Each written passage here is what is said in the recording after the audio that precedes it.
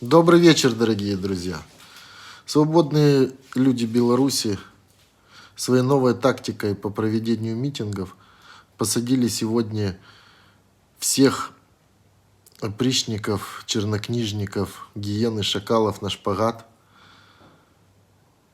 И те в полной растерянности не знают, как бороться с таким количеством людей. Беларусь, ты сила, просто браво.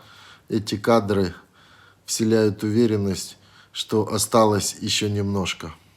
Живи Беларусь, начинаем новый выпуск.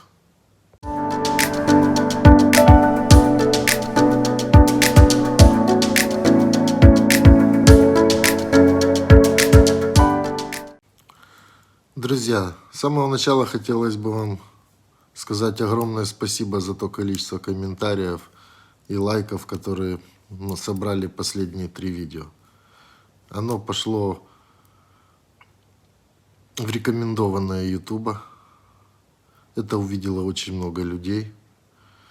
Мы, конечно, с вами прекрасно понимаем, что у таких персонажей, как я, батьки, или фанаты Путина, у них глаза не открылись. Они до сих пор иногда пишут там в комментариях, хотя это тоже продвигает видео, они просто этого не понимают, что это все фейк. Это может на коленке сделать любой программист и тому подобное. Потому что про Ника и Майка делают не программисты, это перехватывают спецслужбы. Знаете, приходит мысль, нарисовав себе 80%, я батька же за эти 3 месяца он не смог не собрать ни одного митинга. Тот, который самый главный они хотели, и то отменили в последний день, что поняли, что со всей страны свести не могут. Все, что они делают автопробеги, уже по этим переговорам и по номерам автомобилей понятно, что там на 80% являются либо чиновники, либо военнослужащие. А делают на машинах почему? Потому что 500 машин выглядит как бы колонна внушительнее, чем 500 человек они могут собрать. Ведь они вчера попытались не во дворце офицеров, ну, скажем, в театре офицеров, собрать провластный митинг, концерт, как угодно назовите. И вроде бы маленький зал, и забить его вообще не доставляет труда. Все видео, которыми они похвастались в интернете, они сводятся к следующему.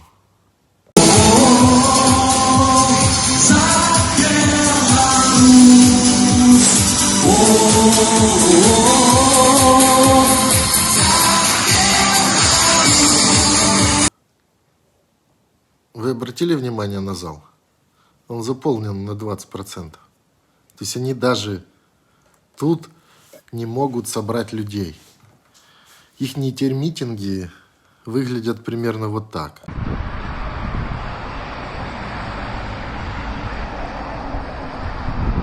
Одиночный пикет-ебатик, бухих посреди дороги. Крутяк. Не разобрать, что говорит. Где ОМОН? Краса. Я думаю, это вполне реальная картина и соответствует уровню поддержки. Ведь в последнем видео, где мы с вами обсуждали прослушку пресс-секретаря, не зря мы решили, что может быть у них уровень даже не 3%, а 1,5%. Если такого уровня топ-чиновники ездят и срезают ленточки, если лично диктатор говорит им, все, кто против, паковать людей, кто не видел, обязательно посмотрите в прошлом видео, то поддержка нулевая. Вот она просто отсутствует. Мы с вами говорили, что после назначения нового министра 2 последние недели очень тяжело было с воскресными шествиями, и они делали все, чтобы не было картинки.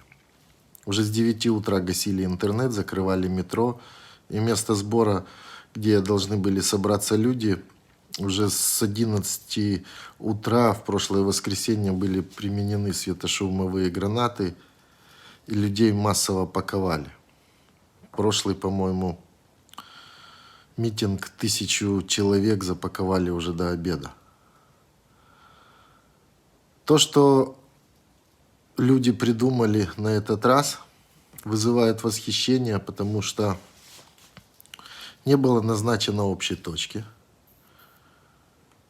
Была придумана идея, что давайте собираться каждый в своем микрорайоне, и потом отдельными лентами, отдельными колоннами идем в центр. Это настолько достигло успеха, что эти ручьи со всего Минска текли в центр. Силовиков же на самом деле не такое большое количество. И это просто классные кадры. Буквально пару кадров, как это все начиналось. Вот, ты твой ОМОН! Пошел! Вот, ты твой ОМОН! Пошел! Вот, ты твой ОМОН!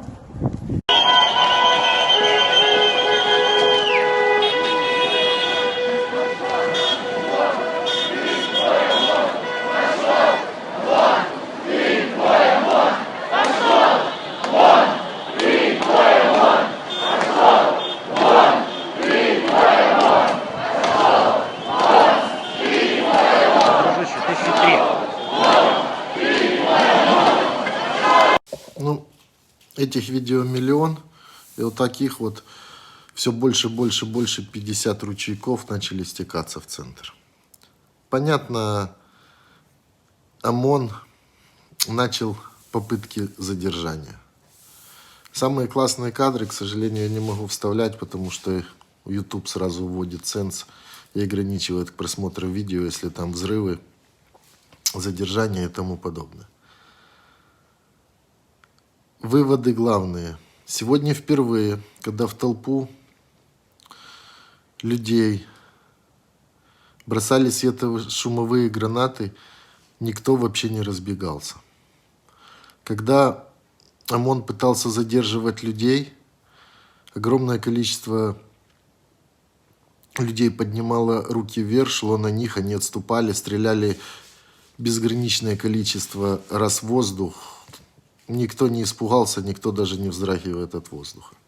Опять было несколько классных попыток, когда митингующие отбивали задержанных. Притом не принимая силу, просто с громкими, нежными, назовем так, ласковыми словами. Огромное количество людей подбегает к этим чернокнижникам. Те в растерянности начинают смотреть налево-направо и, естественно, отпускают задержанных. Люди перестали бояться. Они за 3 месяца уже к этому привыкли. Практически понятно, что не хочет, но каждый уже готов, что его задержат, и ему придется провести неделю под арестом. Но картинку любителю навести порядок за неделю поломали полностью. Весь мир сегодня опять увидит, что Беларусь хочет быть свободной, что она не выбирала своим менеджером страны этого человека, что он перешел все грани и что он должен уйти. И все сливы, которые произошли на этой неделе, они как гвоздики в крышку гроба диктатуре, как просили вы говорить, АГЛ. Вчера было еще одно коротенькое видео, Некста опубликовала продолжение разговора тренера с кикбоксером на следующий день, где они уже узнали о том, что Ромы не стало, и они уже между собой обсуждают, что это за хрень. ОМОН хочет на нас все стрелки привести и тому подобное. Все министры собрались, все там разбираются. Вчера же по этому поводу и выступил диктатор, который, когда не было коронавируса, сказал, когда все закончится, я вам расскажу. Вы очень много интересного узнаете. Когда задерживали россиян во время выборов, 33 вагнеровца, он тоже кричал: я после выборов вам расскажу, вы узнаете очень много интересного. И вчера, когда он понимал, что ему надо было сказать что-то про это сливы, он не нашел ничего умного, как сказать, что вот на следующей неделе я вам расскажу, вы узнаете очень много интересного. Но самое главное, пауки в банке начали друг друга молотить, они друг друга грызут. И я скажу, из последних 20 у меня почему-то самое позитивное настроение, что вот я чувствую, что оно начало шататься. Вот первый раз вот эти пошли сливы. Это война внутри его окружения. Эти его постоянные перестановки. То, что люди сегодня опять смогли выйти. Это все мега круто. Я бы хотел с вами еще поговорить. Вы меня в прошлый раз в комментариях спрашивали, как ты относишься к тому блогеру, а как ты относишься к тому блогеру. Я, насколько знаю, всех блогеров, которые были по-настоящему за Беларусь, всех посадили. А тех, кого не посадили, они все уехали. Если есть блогеры, которые топят за этого сумасшедшего усатого, вы мне, пожалуйста, напишите в комментариях. Я хочу на них очень посмотреть. Напишите или там сбросьте ссылки, мне очень интересно. Я вам хочу показать 2 блогеров, которых я нашел. Ведь уровень их мозгов, он же, написан. Вот давайте разберем первого. Господи, хватит строить из себя дурочек. Если бы не Путилка со своим нехтонским каналом, петушилками своими вокруг за столом, которые сидели и контролировали все 3 дня, 3 ночи, протестное движение в Минске после выборов, если бы не все эти вбросы, если бы не зафиксированная дата Тихановской, которая сказала, что нужно делать, куда нужно идти после обеда, вы бы просто сидели, все ваши 10%, и тупили бы в телевизор, и ждали бы результатов ЦИК. Вас просто взяли хлыст и погнали на скотобойню. Просто погнали. И спасибо скажите, что вам в головы не стреляли. В первые дни вас никто так конкретно не разгонял, как разгоняют в ваших демократических и любимых Европах.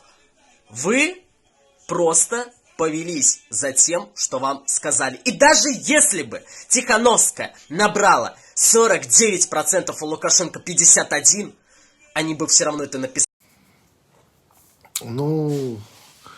С такой поддержкой АГЛ недалеко уйдет. Я не хочу комментировать, можно просто улыбнуться и сказать, сумасшедший. Кроме этого, они же еще не на Ютубе, на молодежной площадке ТикТока. Тут без комментариев, напишите вы комментарии, потому что у меня на него какие-то гейские комментарии только. Но там я еще с удивлением увидел, что есть еще девушка, которая хочет стать рупором АГЛ в ТикТоке. Давайте поговорим про нормальные страны. В нормальных странах не оскорбляют главу государства, правительства. В нормальных странах не кидаются на ОМОН. И в нормальных странах, если вдруг кто-то что-то говорит против действующей власти, за ним через 10 минут приезжают и забирают в места не столь отдаленные. А у нас все разбалованные, разбестенные, неизвестно как. Поэтому хватит президенту сюсюкаться и гладить по головке. Пора уже начинать воспитательный процесс. Может, тогда у нас не будет Беларусь под угрозой военного конфликта стоять. Вот и все. Так вот, друзья. То есть много уже людей погибло, 30 тысяч арестовано, сисюканье по головкой, и все окрестина, это все детский сад. Симпатичная девушка, я не хочу ее называть курицей, но придется. Тупая курица. Она, наверное, никогда не слышала про Северную Корею, если только смотрела, то что выпустила в прошлом году про Северную Корею ОРТ, где рассказывала, что это лучшая страна для подражания. Они Россию аккуратненько к этому готовят. Ведь не зря принимаются срочно законы, где, вчера можно заблокировать YouTube, Twitter, Facebook и Google. Естественно, еще 2 срока Путину. При этом принимается, что с него снимается вся ответственность за все, что он не делает пожизненно, и он пожизненный сенатор. На примере Белоруссии Россия очень боится, но также на примере Белоруссии нормальные люди в России очень сильно учатся. Ведь вы показываете, как можно бороться с сумасшедшими безбашенными диктаторами, для которых жизнь ничего не стоит, а своя власть – это все, что они хотят от жизни. Потому что, потеряв власть, им грозит тюрьма, либо высшая мера наказания за то, что они сделали со своими жителями своей страны. Я бы хотел, так как у меня очень классное настроение, и сегодняшнее воскресенье мне дает все больше уверенности, что все будет классно, гораздо быстрее, чем мы думаем, несколько вам веселых вещей показать. Президент не привился. Почему? Вы знаете, что президент дает очень высокую оценку и спутнику, и продукции Вектора, возлагает И третья высокие даже ожидания по 3-й вакцине, тоже на 3-ю вакцину. Но сам, когда сделает, поставит эту себе вакцину, он об этом сообщит. Хорошо. Как была острой, так и остается. А острые, извините, острые текущие финансовые проблемы есть. Я прошу обязательно учесть это. Вот так вот, когда ты всему миру говоришь, мы изобрели, всех людей заставляешь принимать свою вакцину без тестов, а сам не принимаешь. И Песков, как обычно, съезжает. Высокая оценка. Вчера Путин очень сильно на совещании из своего бункера в онлайн раскашлялся. Кто-то сейчас, конечно, думает о главе Минского ОМОНа, который в реанимации под коронавирусом лежит. Разогнал, посадил, двор перемен. Пусть кашляют на здоровье. А живе Беларусь, если досмотрел до конца, и мы на одной волне, подписывайся. Все будет круто. Минск, браво.